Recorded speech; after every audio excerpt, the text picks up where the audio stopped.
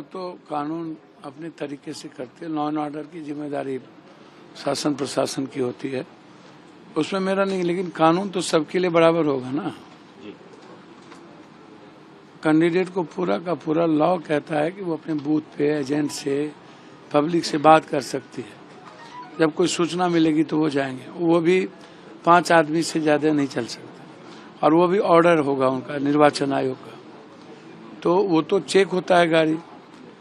तो उसके बाद जब वो पहुंची तो जिस तरीके से लोकल बीजेपी के गुंडों ने उसको तो बाद में जातीय रंग दिया गया, और हमेशा से, जबकि यहाँ पर प्रभुनाथ भाई भी, राम बहादुर भाई भी, क्या कहते हैं, रूडी जी भी 7 चुनाव लड़े, लालू यादव के साथ राजनीति की है, जनता दल के साथ राजनीति हुई है, जिसमें सर्व समाज के लोग रहे। उसमें ज्यादा बढ़ चढ़ के जब भी प्रभुनाथ जी चुनाव लड़े या रूडी जी चुनाव लड़े जनता दल से, तो यादवों ने तो बढ़ चढ़ के हिस्सा लिया और लाठी खाया होगा आगे बढ़ के।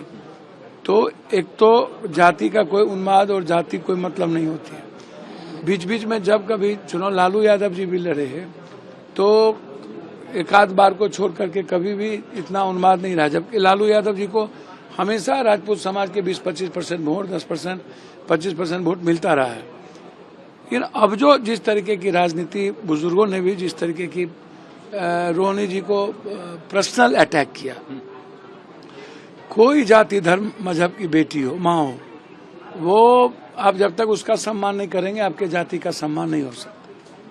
जब तक दूसरे जाति की इज्जत नहीं करेंगे आपकी जाति की प्रतिष्ठा बढ़ ही नहीं सकती। आपकी जाति का सम्मान तब होगा जब आप दूसरों की बेटी, माँ, बहनों का सम्मान करेंगे। जो आपने गाली दिया, जो भौंसरी या जाति सूचक बात किया, एक तो उसकी आलोचना तुरंत बीजेपी को और सभी लोगों को करना चाहिए, खासतौर पर जो अपने को विद्वान कहते हैं, जाहिल नेता।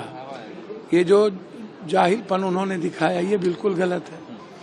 उन्होंने आलोचना न करके उल्टे उन्होंने कह दिया सेल्फ डिफेंस में गोली चलेगी, गोली चलती रहेगी, डरने वाले नहीं हैं। एक तो ये, और दूसरा चीज, चुनाव में जब हथियार लाइसेंस जब्त हो जाता है तो इन लोगों के पास हथियार कहाँ से आए? तो इसका मतलब है कि प्रोटेक्शन पहले से मिला हुआ है। अच्छा, 1 हथियार 2 हथियार किसी के घर में रहा भी, हम रूडी जी से जानना चाहते हैं कि आपकी माँ बहन बेटियों भी तो है, रोहिणी आपकी भी तो बहन है, भतीजी है, बेटी है। क्या आपको बुरा नहीं लगा जो शब्द का प्रयोग किया गया? कितनी गंदी गंदी बात कही गई है वहां, वो आप उसका अंदाजा नहीं कर सकते। तो बढ़ के बात करनी चाहिए, रोकनी चाहिए।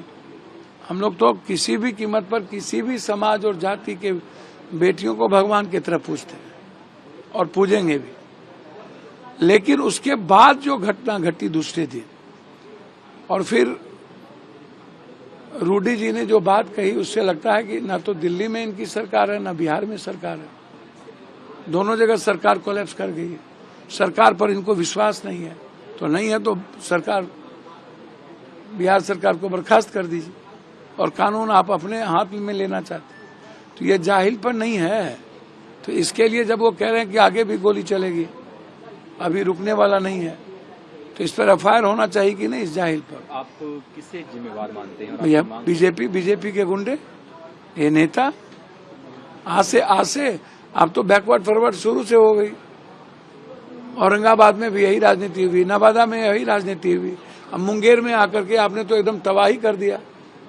महतो वर्सेस भूमिहार करवाने की कोशिश किया, दोनों को जेल से निकाल लिए, एक नेता उधर से निकाले, एक नेता इधर से निकाले।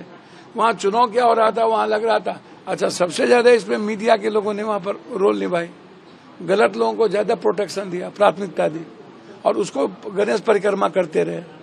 नतीजा हुआ कि पूरा तनाव बढ़ गया। वो तनाव का छपरा आते आते उसका आपने जो आपके मन में थी, जो तरीके थे, भैया 15-20 हथियार आए कहाँ से?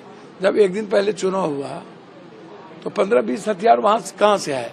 सर, आपकी डिमांड क्या है? आप क्या चाहते हैं सरकार कैसी कार्रवाई करे इसमें? सारे गुंडे के लाइसेंस रद्द हो, 302 का मुकदमा सब पर लागू हो, किया जाए। जो लोग इन्वॉल्व है सीसीटीवी फुटेज के द्वारा, जो भी कानून को हाथ में लिया है, दोनों पक्ष के लोग, इधर से भी सुबह में कोई कानून हाथ में लिया है तो उन पर भी आप कार्रवाई करें। लेकिन एसपीडी ट्रायल तो 302 का करेंगे ना। 2 बच्चों की मौत अकारण, उसको भी आप देखिए क्यों हुई। तो आज पीस की जरूरत है छपरा में। छपरा हमेशा से ऐतिहासिक धरती रही है।